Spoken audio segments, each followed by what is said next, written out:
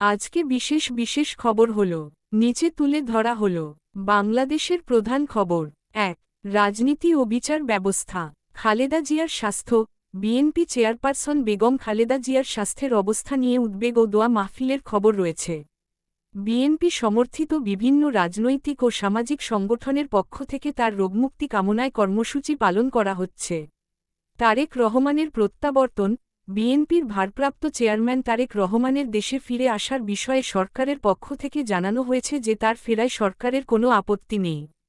তবে তিনি জানিয়েছেন, তার দেশে ফেরা ব্যক্তিগত সিদ্ধান্তের ওপর নির্ভর করে না। রাজনৈতিক অঙ্গীকার সম্মেলন। চতুর্থ বাংলাদেশ অর্থনৈতিক সম্মেলন ২০২৫, অর্থনীতির ভবিষ্যৎ রূপরেখা ও রাজনৈতিক অঙ্গীকার শীর্ষক এক আলোচনা সভায় রাজনৈতিক নেতারা দেশের অর্থনৈতিক চ্যালেঞ্জ এবং সংস্কারের প্রয়োজনীয়তা নিয়ে আলোচনা করেছেন। ২. অর্থনীতি ও বাণিজ্য। সোনার দাম বৃদ্ধি। জুয়েলারি ব্যবসায়ীদের সংগঠন বাংলাদেশ জুয়েলার্স সমিতি বাজুস সম্প্রতি সোনার দাম বাড়ানোর ঘোষণা দিয়েছে, যার ফলে প্রতি ভরি সোনার দাম ২,১০,০০০ টাকায় পৌঁছেছে। আর্থিক খাত সংস্কার।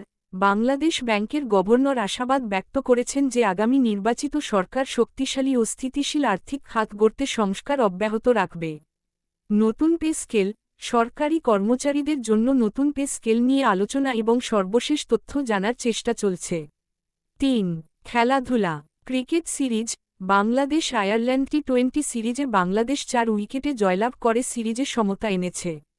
লিটন দাসের 50 উল্লেখযোগ্য। ৪. প্রাকৃতিক দুর্যোগ ও অন্যান্য। ঘূর্ণিঝড় ডিট্রোয়া।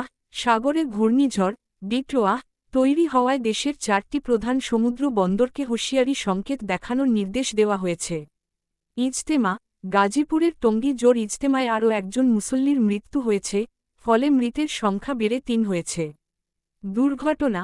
মাদারীপুরে দ্রুতগামী প্রাইভেটকারের ধাক্কায় এক শিশুর মৃত্যু হয়েছে এবং এরপর উত্তেজিত জনতা গাড়িতে আগুন। খবর এখানে শেষ হলো। পরবর্তী খবর শুনতে চাইলে সাবস্ক্রাইব করে রাখো।